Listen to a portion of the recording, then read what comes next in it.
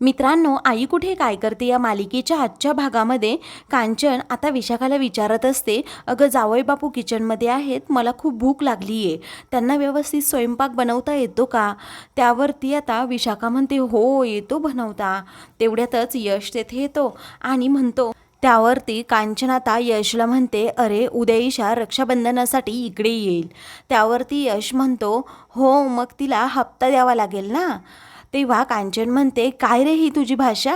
तर यश म्हणतो, अगं तसं नाही, पण तिला गिफ्ट द्यावंच लागेल. पप्पा म्हणतात की शेवटी काय एकूण एकच झालं.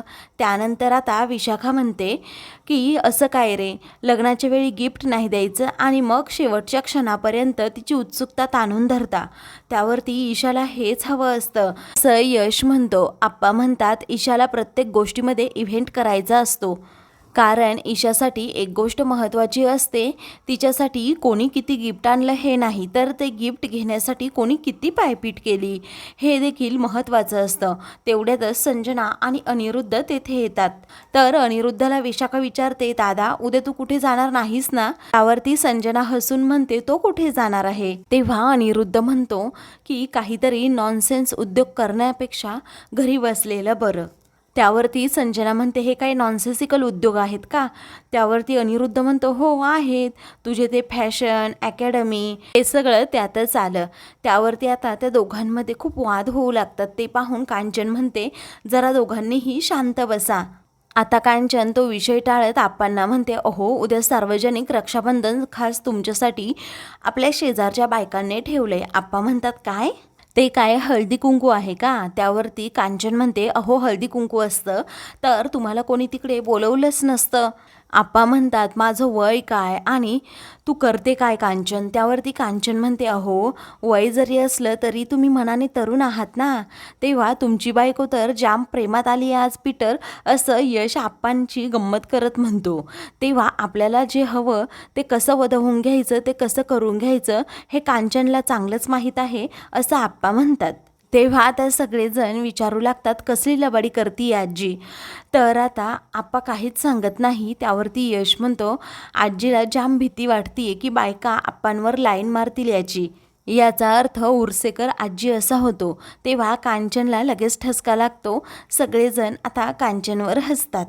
तर आता उर्सेकर आजीबद्दल विशाखा कांचनला विचारत असते. कांचन म्हणते, तिला काय होणार आहे, आता गेली आहे ती सिंगापूरला. त्यावरती आप्पा म्हणतात, कांचन आपण देखील त्यांच्याबरोबर जायला हवं होतं. यश म्हणतो, म्हणजे तुम्हाला पण त्यांच्याबरोबर जायचं होतं का? तर आता आप्पा म्हणतात, गप्प बस रे, बायको चिडली तर मलाच राखी बांधेल. तेवढ्यातच आता तेथे अनघा, अभि आणि जानकी हे तिघेही येतात. तेव्हा चकोलीला पाहून आता सगळेच जण खुश होतात. तेव्हा घरातील सर्वजण अगोदर अनघाच्या बाबांची विचारपूस करू लागतात की त्यांची तब्येत कशी आहे. अनघा म्हणते, एकदम छान आहे, कालच त्यांना डिस्चार्ज मिळाला. तर ती कांचन म्हणते, अगं अनघा अजून 2-3 दिवस राहायचं ना. तेव्हा सगळेजण आता कांचनकडे खूप आश्चर्याने पाहू लागतात की कांचन असं कसं म्हटली. अनघा आप्पांना विचारते, इशू माझ्यावर चिडली असेल ना. त्यावरती अभि म्हणतो, अगं ती तुझ्यावर का चिडेल, तुझ्यावर काय संकट ओढवलं होतं हे तिलाही माहीत आहे. तेव्हा ती अनिरुद्धला म्हणते, बाबा तुम्ही इशूचं कन्यादान केलं, खरंच खूप छान झालं, म्हणजे तुम्ही सगळा राग विसरलात तिच्यावरचा.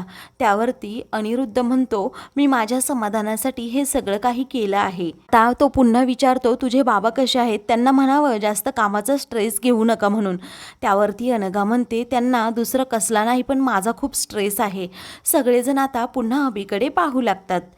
तेवढ्यातच आता केदार तेथे येतो आणि सर्वांनी जेवायला चला असं म्हणतो. तेव्हा केदाररावांनी आज सर्व स्वयंपाक बनवलाय असं आप्पा म्हणत असतात. तेव्हा ही सगळे नाटकं आहेत असं अनिरुद्ध म्हणतो. तेव्हा कसली नाटकं असं विशाखा आणि केदार म्हणतात. हा फक्त सुधारला आहे असं नाटक करायचं, मग त्यानंतर सेम तसंच वागायचं, बाकी काय नाही, हे फक्त 4 दिवसाचं आहे असं अनिरुद्ध आता म्हणतो. त्यावरती आप्पा म्हणतात, अरे अनिरुद्ध तू असा काय बोलतोस, त्यांनी विशाखाची माफी मागितली आहे. त्यावरती केदार म्हणतो, अनिरुद्ध आणि माझ्यामध्ये काहीच फरक नाहीये, जसा विशाखा आणि अरुंधतीमध्ये नव्हता. कारण अरुंधतीसारखाच विशाखाला त्रास भोगावा लागला आणि तुम्हाला अरुंधतीबद्दल जसं वाईट वाटत होतं तसं विशाखाबद्दल अनिरुद्धला वाईट वाटते, म्हणूनच तो असं बोलला असेल. अनिरुद्ध आणि माझ्यामध्ये फरक काय, तेव्हा तू नीट बोल, असं केदारला अनिरुद्ध म्हणतो.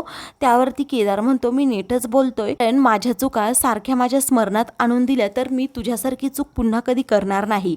आता रागातच अनिरुद्ध तेथून जायला निघतो. तर केदार आप्पांना म्हणतो, माझ्याकडून पुन्हा अशी चूक झाली तर मला नक्कीच शिक्षा करा.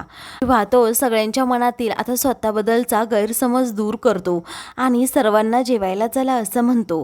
तर दुसरीकडे आता पराठे अरुंधती आणि सुलेखाताई बनवत असतात. तेव्हा ईशा म्हणते, अहो आजी, मला नको एवढे पराठे, नंतर तुम्हाला जड जाईल. सुलेखाताई म्हणतात, असं काहीही होणार नाहीये, तू काळजी करू नको. अगं नितीनकडे बघ, सारखी तू सुद्धा पोटभर खा आणि डायटिंग वगैरे तू नंतर कधीतरी कर, पण आता मला तुझे लाड करायचे आहे, लग्नात तर लाड करताच आले नाही. तेव्हा ईशा आता ठीक आहे असं म्हणते. त्यानंतर तेथे एक कुरिअरवाला येतो. आता कुणाचं ते कुरिअर आहे असं नितीन विचारतो. तेव्हा ईशा म्हणते, माझंच आहे, मी यश आणि अभिदादासाठी राख्या मागवल्या आहेत.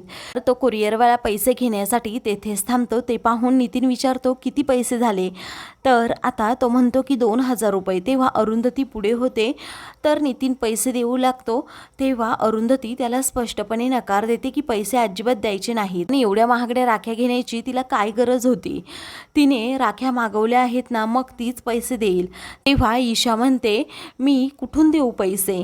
तेव्हा अरुंधती म्हणते, अगं गरजेपेक्षा जास्त खर्च करायचा नाही, तुला इथली फक्त श्रीमंती दिसते, पण त्यामागे किती कष्ट आहेत हे तुला माहीत नाही. तेव्हा आता ईशा म्हणते, तुम्ही ऐनवेळी एवढा खर्च, मग काटकसर कुठे जाते तुमची? मीच खर्च केल्यानंतर तुला एवढा का त्रास होतो? तेव्हा तुला पैशांचं महत्त्व कळायला हवं, असं अरुंधती तिला म्हणते. तर ईशा आता उद्धटासारखी बोलू लागते. ते पाहून आशू म्हणतो, हे बघ ईशा बाळा, मी पैसे देतो, पण पैसा गरजेपेक्षा जास्त वापरू नये, अरुंधतीसारखंच मलाही वाटतं. वरती अनिश पैसे देऊ लागतो. ते पाहून अरुंधती त्याला नकार देते. तर तो कुरिअरवाला पैसे मागू लागतो. ते पाहून आशुतोष लगेच पैसे देतो. तेव्हा अरुंधती म्हणते, हे तुम्ही काय केलं आशुतोष? तेव्हा तो म्हणतो, काहीही हरकत नाही. तेव्हा ईशा ही रागातच आता रूममध्ये चाललेली असते. तेव्हा सुलेखाताई तिला अडवतात आणि म्हणतात, अगं आश्रमातील बायकांकडे खरंच 2 वेळचं कधी कधी अन्न खायला नव्हतं, पाण्याच्या हंड्यासाठी त्या खूप पायपीट करायच्या, असं म्हणून ती तिला समजावून सांगते. तुम्ही किती छान समजावून सांगितलं, परंतु आईला हेच दाखवायचं असतं की मी काही कमवत नाही. आता मला ह्या राख्याच नको आहेत, असं म्हणून ती तो राख्यांचा बॉक्सच फेकून देते आणि तेथून जाते. तर आता दुसरीकडे सगळेजण ईशा कधी येते याची वाट पाहत असतात. तेव्हा तेथे निखिल देखील आलेला असतो. निखिल म्हणतो, इशूताई कधी येणार? मला तिच्याकडून राखी बांधून घ्यायची आहे, असं म्हणून तो संजनाला विचारतो, मम्मा मी जानकीकडे जाऊ का? मला तिच्याकडूनही राखी बांधून घ्यायची आहे. तेव्हा ती म्हणते की नको, अभिदादा तिचं आवरतोय, ती येईलच इतक्यात खाली. तर आता संजना म्हणते की अशा फेऱ्या मारून ईशा किंवा जानकी येणार आहे का? त्यावरती त्या नक्कीच येतील, कारण तू पण माझी अशीच वाट बघत थांबायचीस, असं निखिल तिला म्हणतो.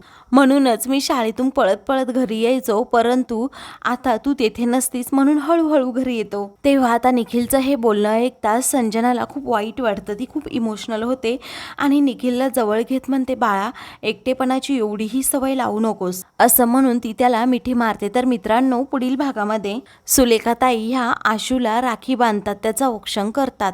मग नंतर अरुंधती ही नितीनचं औक्षण करते, त्यालाही राखी बांधते. तर इकडे देशमुखांकडे विशाखा ही सर्वांना म्हणते, जर अनिरुद्ध दादाने केदारला माफ केलं तरच मी त्याला राखी बांधणार. अशाच मालिकेंचे पुढील भाग पाहण्यासाठी चॅनलला सबस्क्राईब